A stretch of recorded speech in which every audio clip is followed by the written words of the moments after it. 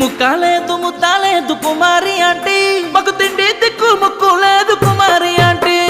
పోటీ లేదు పక్కలేదు కుమారి ఆంటీ మా ఆకలెవరు తీరుస్తారు కుమారి ఆంటీ నవ్వుకుంటూ నల్లి పక్కలు అడగకుండా చాప ముక్కలు పైసలు జర తక్కువైనా పర్వాలేదంటావు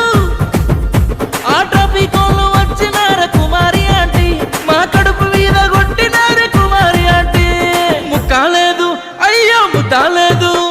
ముక్కాలేదు ముద్దాలేదు కుమారి ఆంటీ మా ఆకలెవరు తీరుస్తారు కుమారి ఆంటీ